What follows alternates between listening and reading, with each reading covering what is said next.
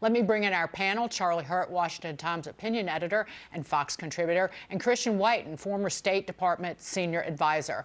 Chris, to you first. What do you make of the president's short but pointed remarks and answering a few questions from the press? Well, he did make news, I guess, and then he said that he thinks Putin's going to invade, and then he cited U.S. substantial intelligence capabilities. You know, I'm in the minority on this. I don't think Putin's going to invade. I don't think we have good intelligence capabilities, certainly nothing like the human intelligence capabilities we had even during the Soviet Union years, when it was actually harder to penetrate the Kremlin, and we might know what a Russian leader was thinking. Here we are just, I think, watching what's happening on the battlefield and drawing conclusions, in this case, the wrong one. You know, there's something President Biden didn't do again today. Two things he didn't do. He didn't explain to the American people what U.S. interests are at stake in Ukraine, because I don't think there are that many, and also a number of fictions that the Russians will see as fictions. NATO is unified. Europe is unified. The American people are unified on this. Not true. The American people are very ambivalent about further getting involved in Ukraine. NATO is divided. Germany is not on board for the tough sanctions Biden has in mind.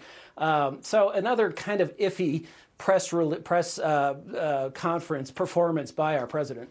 Charlie, what do you make of why President Biden would speak to the American people like this? He seems, is it political? To Christian's point that what he's saying that NATO is unified, well, with Germany, that's not true. But why? Right. He's at least trying to appear presidential. Yeah, well, there's an enormous amount of confidence and bravado there that I don't think is warranted here, especially when you look back over the last few years, where we've seen so much of this intelligence that is out of Washington that has proved to be wildly unhinged and very often perverted by partisan interests. And I think, quite frankly, and I agree with Christian, you can say, you can make a great argument for how evil Vladimir Putin is and how much he wants to undermine democracy around the world and all of that. But the president is far too busy making these, claims, asserting that he knows that Putin intends to invade, but he's failing to make the case to the American people that for what our interests are in Ukraine. And it sounds like basically all he wants to do is stick up for Ukraine's borders at a time when his administration has done nothing to stick up for our own borders. It's an America first foreign policy that's been replaced with a Ukraine first foreign policy. Right. And to that point, Christian, the Vice President Kamala Harris is overseas in Germany for the Munich Security Conference. What's the point of that? She doesn't have any experience. No, seriously, she doesn't have any experience doing anything of the sort. And Charlie brought up the issue of borders. Well, our own border is wide open, but she's over trying to protect the Ukraine border. Right. I guess different standards for different people. Right. I mean, if you're going to send any vice president, particularly this one, it sends a message that something is less important. Harris has a track record now of saying embarrassing things. She was in Singapore at the the Shangri-La conference there, which is supposed to be the big thing in the Pacific, where you talk, think big talks and talk about U.S. strategy. Everyone there at best was underwhelmed, or at worst, completely embarrassed by her performance. The Munich Security Conference itself is a joke. It's this self-loving affair of Atlanticists, of people, including Americans, who think that America should underwrite the entire security of Europe, except for some token contributions from Britain and France. So, what's she going to say there that's different? Why did Biden waste the time in his press conference? Again, admittedly, I'm taking a cynical approach here, but if you look at the failure in Afghanistan, inflation, the fact that nothing's happening in Washington as long as a Democratic senator is out sick, this looks like they are hyping a situation in Ukraine so that they can say they solved something that wasn't really in need of solving. Yes. Right. Charlie, you said yes. Finish that thought. But because I think you're exactly right, Christian. You look around domestically at all of these issues that the Biden administration can't fix. They can't fix a single problem here. So it's almost like they're looking for a problem somewhere else that they can at least look like they fixed or pretend to have fixed if in fact Putin doesn't invade. The administration declares a victory, because they have no victories here whatsoever. Well, and I will continue to say this until I wind up beating my head on the desk. But part of what has emboldened Putin is not only Joe Biden's weakness in his handling of Afghanistan, but also Putin being enriched by our hideous U.S. energy policy. That we had, as the swing producer just a few years ago, we had control in part over the world's oil prices because we had the most excess production capacity. Joe Biden demolished that. He let that go. He has put the hammer down on our energy sector, in part. And then he turns around, speaking of weakness, and begs OPEC. Russia's a member of OPEC Plus, begs OPEC to pump more oil. So this actually helps Putin. Like even a sort of war, a half war, raises the price of oil. It's down a little bit today, but it's still north of $90 a barrel. It enriches him. So a little bit of a war continues to enrich Russia. On that note, Christian, I want to bring up this. It was an op-ed that was done in the National Public Radio, just a piece. This is by Brett Brune, who worked in the Obama administration for, I think, for a number of years. And he writes this about Biden's handling of the situation with Putin. The Biden administration has got to stop putting Putin in the driver's seat so often. Such a reactive response has enabled him to dominate the global agenda and distract us from other critical priorities. So what is the driver's seat? What kind of why are we waiting on sanctions if we truly want to prevent an invasion? Right. It sort of defies explanation why we've prioritized this, why we've done what Putin wants. Putin wants prominence. He wants to be on the center stage. We've put him there.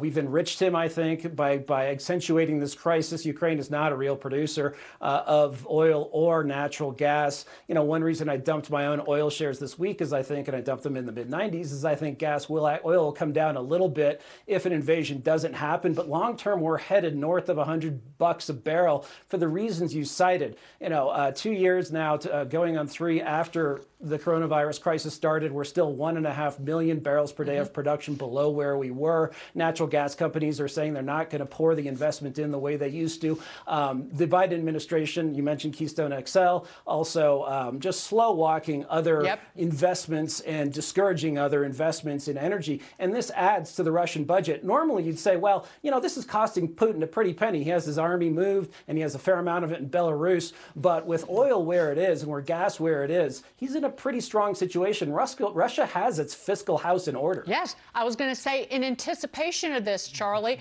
Putin's always waiting for the moment and preparing for the moment to prove that Russia is still a superpower. Not an economic one, but certainly he's made economic moves that put the United States to shame. Again, improving foreign reserves, 20%, less than 20% debt to GDP ratio. Ours, the United States, including all debt, is 130% thereabouts. They have done much expanding trade routes, doing more business with China. Putin knows who butters his bread. Charlie, final word on that. Yeah. Yeah, and you remember when Bob Kraft, the NFL owner, met with Vladimir Putin and Putin stole his Super Bowl ring? If that guy is in a room with Joe Biden, who do you think is going to come out on top? But also, you know, another important thing, going back to what you just said about oil prices, Dagan, is the fact that, let's just say, for example, that you believe that America should be the world's policeman and that we should be going, we taxpayers should be paying to go all over the world to solve everybody's problems. If that's what you believe, then you would think that you would also believe that we should be energy independent and we should be as rich as possible in order to be the world's policeman. And this idea that we're going to, take away those riches and they're going to make us dependent on others for oil, and then we're still going to be the world's policeman makes absolutely no sense. Vladimir Putin has already stolen Joe Biden's Super Bowl ring, and he doesn't even know it yet. I started saying this the day that Joe Biden took office. They intentionally, Biden and company, handed money and power to nations that hate us, to Russia and Putin, to Iran, even by giving up our independence. in the energy sector, where with 7 presidents in a row had talked about achieving energy independence and dominance. We were the world's #1 oil producer. And in less than a year, Biden and company destroyed that. So what I was trying to get at the point that the inflation problem and the problem we're now seeing on the world stage from just looking at Russia and Putin, the aggression there, that they're all related to policy failures, that this single energy policy failure on behalf of Biden has hurt us economically through inflation. It has hurt us geopolitically on the world stage. Chris, final word to you. You're absolutely right. It's also a loss, a diminishing of American power. Look at when we won the Cold War. You had Reagan, who was tough, who had a big military, who was confident, but he was backed up by a roaring economy. Clearly, free market capitalism was working and communism was not. Now America's divided. We have a bunch of politicians who don't actually represent us with all this woke, divisive nonsense, and we have an economy that's slowing down with inflation out of control. So this emboldens. Weakness is provocative, and so Vladimir Putin's in a pretty good place, as are our other opponents for the time being. I am going to give, I coined this phrase, weakness is the oxygen of tyrants.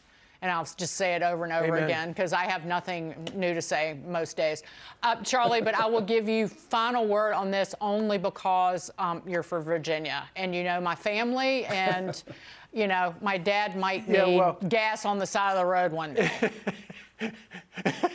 Well, it really is. It's literally like a police officer walking up to a criminal, handing the criminal his gun, and then trying to arrest him. It's not the way you do it. And to have a police officer who's in his late 70s trying to arrest him, I should point out. Yeah, exactly.